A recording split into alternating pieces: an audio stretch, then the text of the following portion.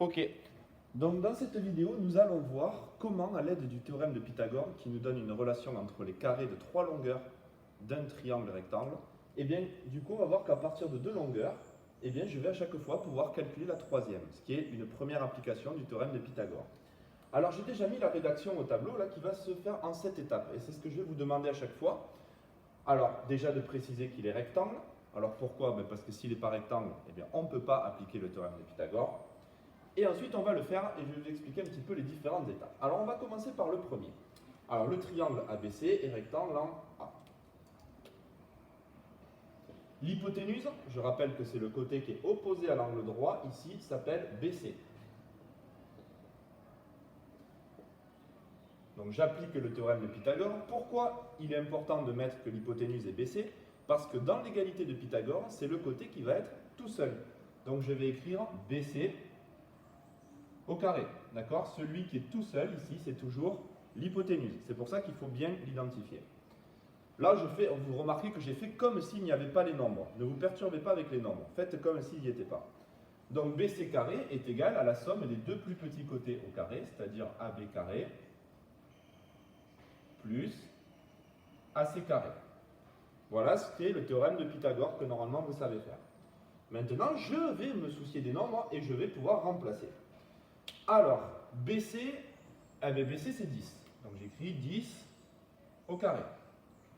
AB c'est 7. Donc j'écris 7 au carré. AC au carré, je ne le connais pas forcément puisque je le cherche. Maintenant je calcule parce que ce sont des nombres au carré. On rappelle, c'est multiplié par eux-mêmes. 10 fois 10, 100. 7 fois 7, 49. Donc moi le but ici, ça va être de sortir AC au carré. 100 égale 49 plus quelque chose. Combien vaut le quelque chose? Bien, pour le faire, on fait 100 moins 49. On peut même le faire de tête, ça faisait 51.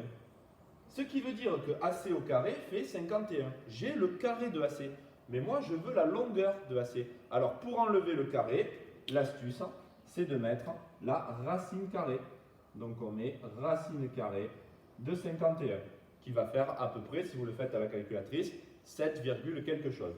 Mais si on garde ça, d'accord, eh bien on garde la valeur exacte sous forme de racine carrée. Voilà pour le premier. Alors pour le deuxième, bon, mais ça va être le même raisonnement. Le triangle OLT est rectangle en haut.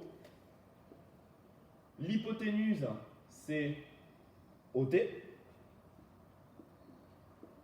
Donc toujours pareil, je ne regarde pas, je fais comme si j'avais pas de nombre, sinon ça perturbe.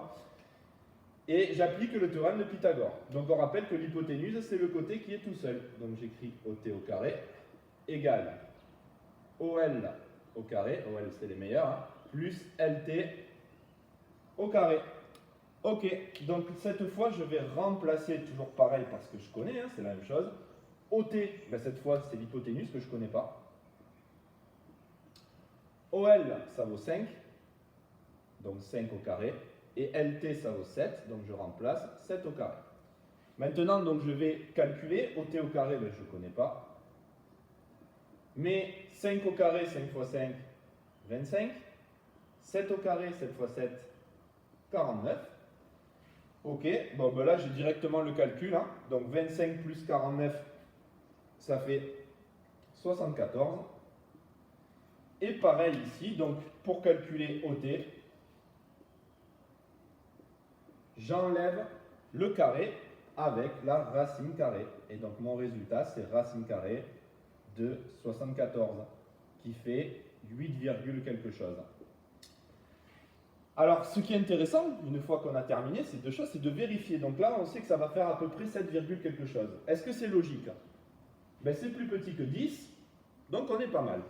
Là, si je le calcule, ça va faire 8, quelque chose. Est-ce que c'est logique? Oui, parce que c'est l'hypoténuse, donc c'est le plus grand côté, pardon. Donc du coup, c'est important aussi de vérifier le résultat à la fin, à la calculatrice, si on l'a, d'accord, pour pouvoir dire, mon résultat, il est logique ou pas, en sachant que l'hypoténuse, c'est toujours le plus long côté. Alors, on va faire peut-être une petite remarque, la dernière. En fait, quand je vais devoir calculer un des deux plus petits côtés, eh bien, dans votre calcul ici à l'étape 6, il y aura toujours une soustraction à faire, alors que quand je vais devoir calculer l'hypoténuse, il y aura toujours une addition à faire. Donc voilà pour cette petite vidéo.